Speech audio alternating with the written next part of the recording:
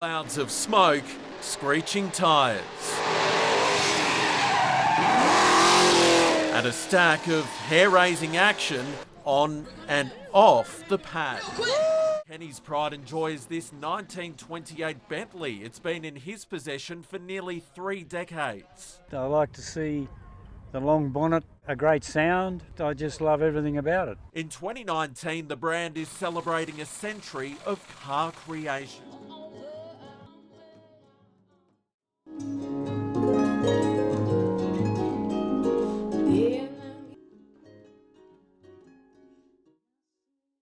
Their names being called and doors opening and closing.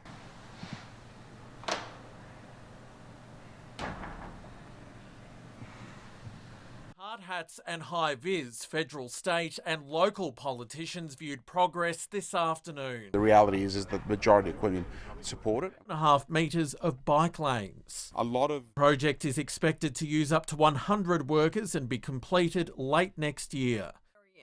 The facility has welcomed a menagerie of meerkats, a litter of lemurs and a furry foal who is yet to be named. I was lucky enough to step inside the enclosure. Of the baby lemurs is extremely exciting. As the sun set on Canberra over the weekend, thousands of people took advantage of the warm autumn evenings to absorb the start of this year's Enlighten Festival. First weekend proved to be popular across all aspects of the event. Vendors at the night noodle markets run off their feet to serve a hungry community ready to feast on cuisines from all corners of the globe. These gravity-defying noodles, a new addition to the menu, which curious Canberrans. PC-24s will service Western Australia, South Australia and the Northern Territory over the next few months, with hopes to then expand the aircraft across the rest of the country. Who are in the northwest particularly. It allows the medical crew to perform all the necessary interventions needed to stabilise it. Darling Basin region as well. Work has commenced on 3 new sites in the inner south as part of the ACT Healthy Waterways project, a $93.5 million joint initiative between the federal and territory government aiming to improve the quality of water entering our catchments and waterway. It used to be a regular.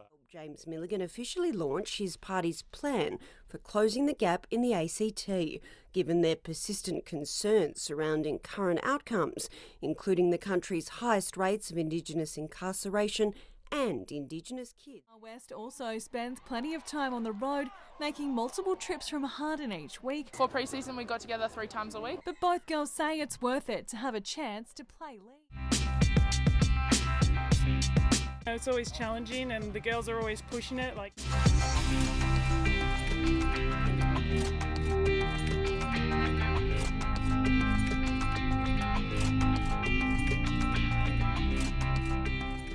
I know it's going to be packed with orange, so I can't wait to come down here.